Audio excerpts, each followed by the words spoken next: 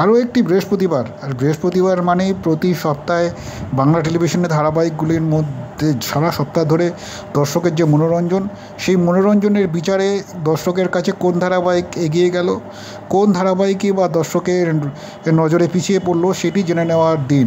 মূলত এই সপ্তাহে যথারীতি টিআরপি তালিকায় দারুণ চমক রয়েছে।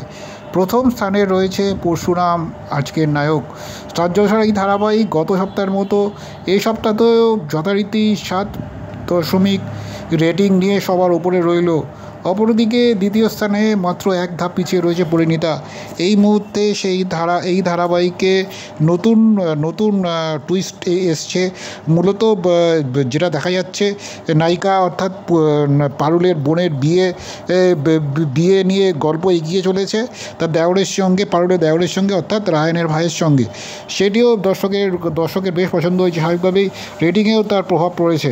অপরদিকে তৃতীয় স্থানে রয়েছে দর্শকের পছন্দের ধারাবাহিক জগদ্ধাত্রী।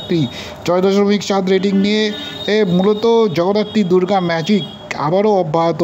এই মুহূর্তে বলাই বাহুল্য, জি বাংলা তথা বাংলা টেলিভিশনের অন্যতম পুরনো ধারাবাহিক। এত দিন পরেও এই ধারাবাহিক তাদের সাফল্য ধরে রাখতে যে সক্ষম, সেটি এই রেটিংয়ে প্রকাশ পাচ্ছে। অপরদিকে তারপরেই রয়েছে রানী ভবানী, টিআরপিতে 6.6 নিয়ে। এই ধারাবাহিক গত কয়েক সপ্তাহ ধরেই বেশ দর্শকের মনে আলাদা করে জায়গা করে নিয়েছে। রানী ভবানীর কাহিনী, গল্প সবটাই দর্শকের মনে জায়গা করেছে এবং রেটিংয়ে তার প্রকাশ পেল। অপরদিকে পঞ্চম স্থানে কিছুটা সামান্য পিছিয়ে ফুলকি 6.5 রেটিং নিয়ে জায়গা করে নিয়েছে। অপরদিকে এরপরই অনুরাগের ছোঁয়া গৃহপ্রবেশ যৌথভাবে পেয়েছে 5.1 রেটিং। অপরদিকে দাদামণি ধারাবাহিকের কথা আলাদা করে বলতেই হয়। 6.2 নিয়ে টিআরপিকে ট্রেন্ডিং চলছে।